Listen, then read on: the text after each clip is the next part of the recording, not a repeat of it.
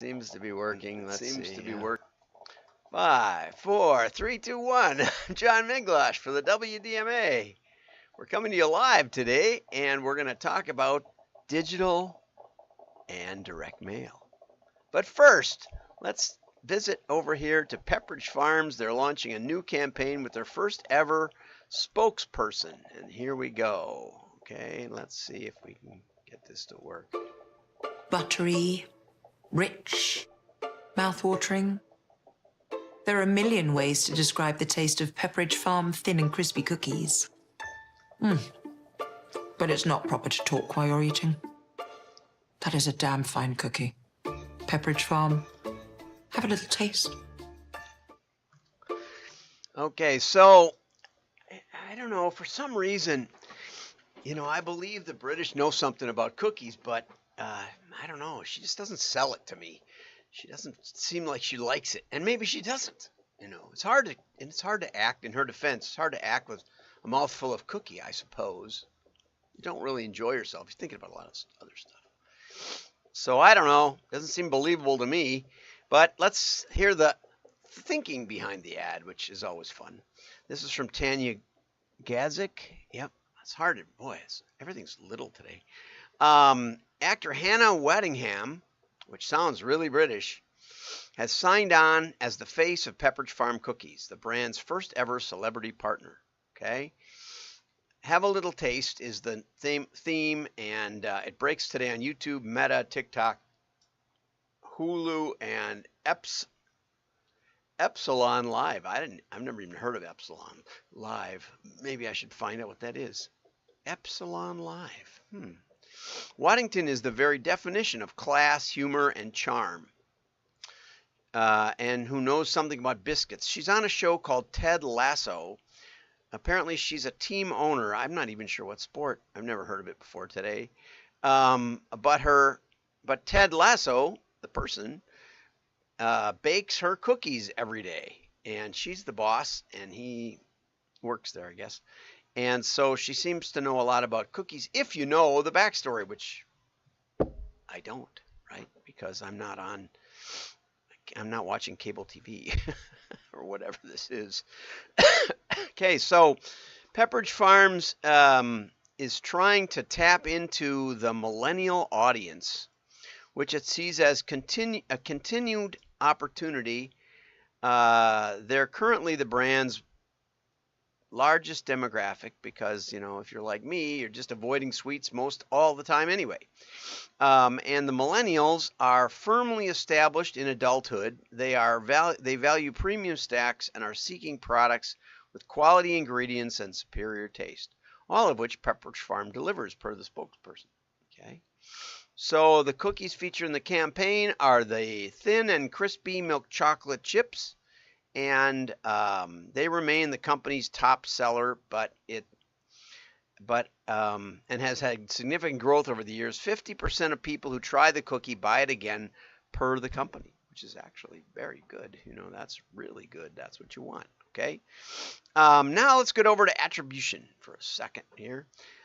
This is by Sam Anderson at the drum. Attribution matters, and how marketers, this is a really interesting article, and how marketers are navigating an uncomfortably complex topic. And of course, part of the reason they go on to say it's complex is that third-party cookies and last-click attribution and walled gardens and other things are making attribution for digital very, very difficult, if not more like, well, we think this is what's working, and so go with it. Sort of the old media.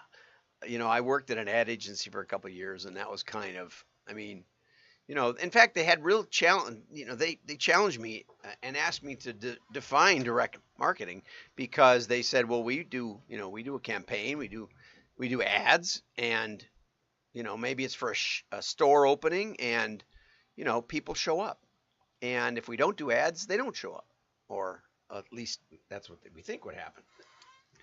But definitely we know that when we do ads, people show up. How is it not direct marketing. And in defense of them, the direct marketing definition at the time said that direct marketing was generating a measurable response, basically boiled down, which they were doing, right? It was measurable. They could count the people coming in, right?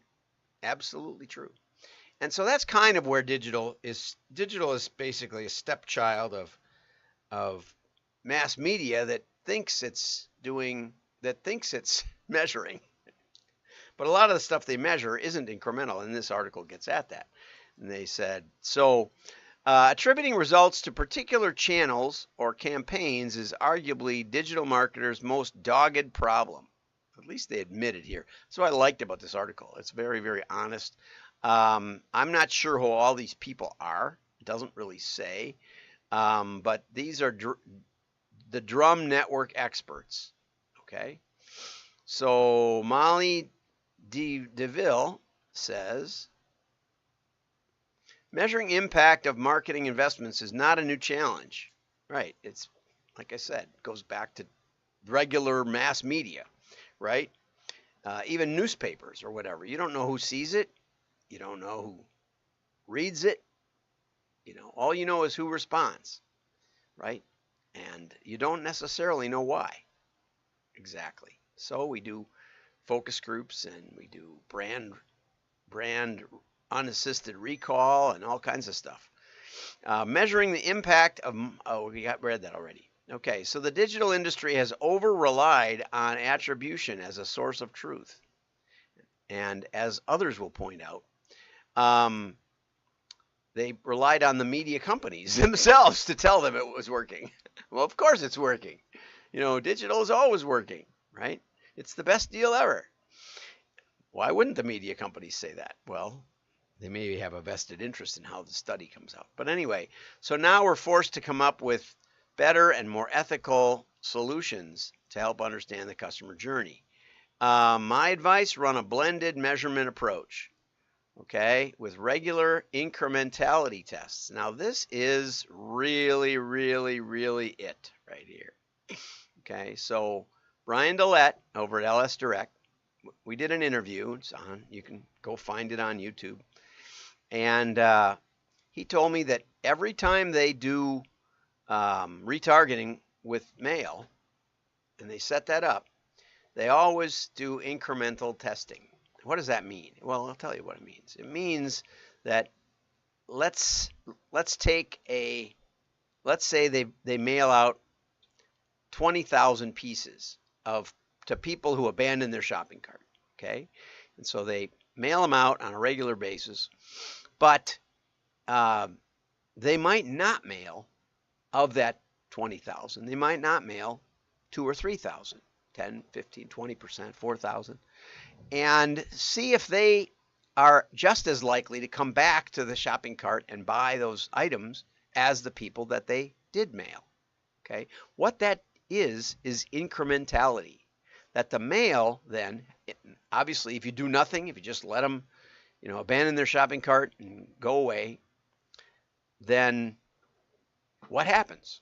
And those 4,000 will tell you what happens, right? And you can compare that number then and say, well, without any effort at all, 10% come back. Okay, makes sense, right? Okay, so we get, out of that 4,000 doing nothing, we get 400 orders, right? Doing nothing. I mean, we did something to get them there, but we don't do anything to get them back at that moment. Okay, now we send to 16,000, we send a little postcard saying, you left these items in your shopping cart. What do you think about that? Or here's another 5% off just to go back there. And as we learned last week with Tom Fishburne, you got to be careful with that. But whatever you try something. You can even split that 16,000 in half. Half you give a 5% benefit, half you don't. But you know who you gave it to, right? You know which shopping carts those were. And so at the end of that, let's say we did split that. Let's say we sent a postcard to 8,000 and we sent a postcard with a little extra offer, an incentive to the other 8,000. Okay, so what happens? Well, it says, you say, well, if 10% came back, That means that the project didn't work at all. Got that? How can I say that? It got 10% results. Yeah, but it would have happened anyway. See? See why incrementality is crucial? I hope you're getting this. I don't try to teach every episode here. Okay? But I got here late, so I'm trying to do a good job. So 10%, that's your baseline. That's what you have to beat because it costs more to send the postcards. It's more trouble. You have to come up with stuff. So let's say you got 20% to come back. What's the incrementality? What's the incremental gain? 100%.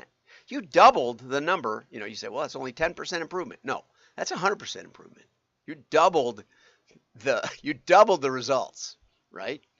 And then you just have to say, well, the postcard cost us 80 cents or something. Is it worth it? So let's make it $1. It's not $1. I can tell you that almost for sure. But let's make it $1. So we spent $8,000, okay, and we got we got 10% more, okay. So we got now another 800 orders, right? Depending on your average order size, et cetera, et cetera, et cetera, your margin, order processing cost. Now you can evaluate the cost of that mailing, $8,000. Let's say your average order size is, I don't know, something that 5,000. No, 500. Let's say 500. So you made $40,000 incrementally, I think. If you're not sitting there with a calculator, then shame on you, because I'm not. But anyway, now do you get what's going on? I hope you do. You can say, well, but wait a minute, we're emailing some of the people. We're emailing people that visit our site and abandon their carts. Okay, well, keep the email going. You can, or you can stop it, but let's just keep it going. That may have been what generated that 10%. Okay, whatever you're doing, keep going, right? You don't have to worry about that. We're just trying to find out the incrementality, the incremental profit, EBITDA gain with mail. And in my LoveSac case, which I've shared many times, we had, including pass along, we had about a 900% incrementality EBITDA gain compared to customers that weren't getting a catalog. And that's something, okay? And that's something that mail is really good at because we know who got mailed. Digital, not so good, right? Digital, you don't know who saw the ad.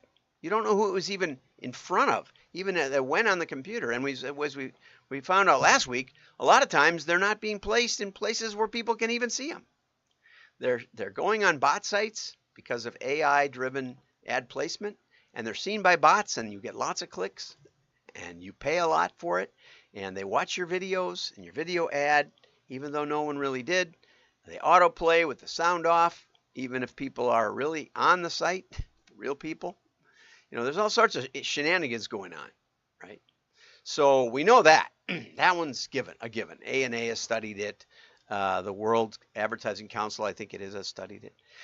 Anyway, let's go on. So Matt Triggs says attribution modeling has met criticism lately, particularly around measuring incrementality.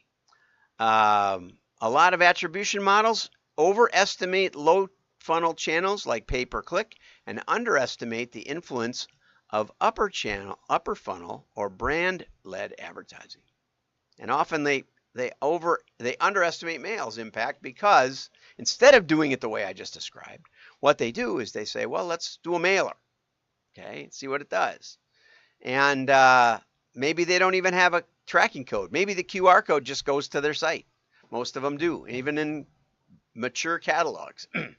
I begged Hummaker Slumber for years to put one on for one of their featured items on the back cover or something like that, just to see what it would do. Put it on some, don't put it on others. Incrementality, after all. And, lo and behold, one came and there it was. I clicked it. It had a URL for the hummakerslumber.com. There's no tracking on that.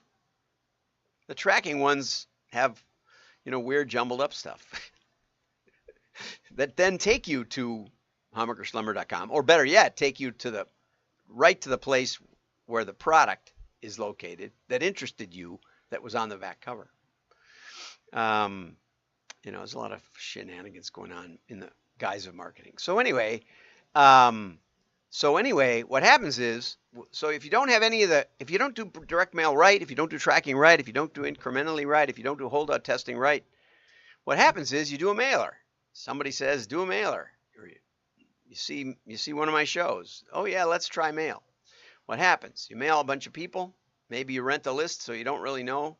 Maybe you didn't do any matchback testing to see the correlation, the actual match between the people you mailed and the people who bought. You can do that. Unlike digital, where you don't know until they buy. All you know is the buyers.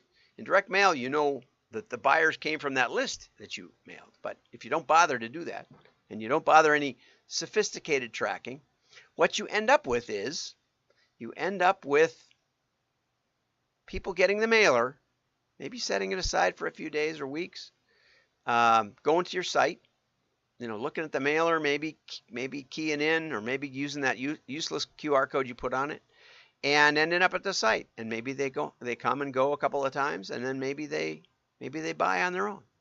And you say, ha ha ha. Maybe they type in Google. Maybe they go to Google. They say, I can't remember that site, but I wanted to go there. Want to go there. Hammacher Schumer or something like that. Type it into Google and found, oh yeah, there it is. Okay, you get there, guess what? You've already got a cookie because you visited before. What drove you to visit? The mailer. What gets credit? Google. Right? The advertiser has to pay Google, and they also had to pay for the mailer. So attribution is a mess, and I'm just trying to teach you why. Okay? Last click would be giving it to Google. Google gets 100% of the credit. They came from Google. They ordered. Google gets the credit. See how ridiculous that is? See what a fraud that is? Right. Most digital marketers trust Google Analytics. That's where they get all their information. That's how they know what's working on. There's little information about incrementality of the channel. There's none. Direct mail gets completely lost in the shuffle. Even though it could be the best way to find out what's really going on that you have access to. So, position-based, time delay, there's all kinds of challenges here. But if we get down to the bottom, and I highly recommend you go to wdma.org and subscribe and download the show notes, because this is a really good one, okay? We need to move away from cookie-based and last-click attribution.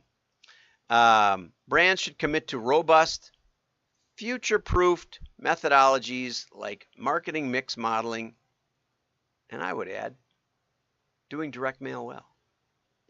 Now, we have an article over here that's, one of the typical ones that kind of smooths over the differences. Direct mail versus digital marketing. Maybe we'll save that for tomorrow. Okay, but I think you've already gotten a good dose of it in understanding a little bit of how the flim-flam of attribution can fool you into thinking that Google is the answer to everything. Have a great day. Like and share. Your friends will know you're smart. Bye-bye. Oh, and share means repost on LinkedIn. If you repost it, it's worth 20 likes. So when you like it, I love that you like it, but hit that repost button, and you don't have to say anything. Just repost without comment. It's the second choice below. Repost without comment. Bye-bye.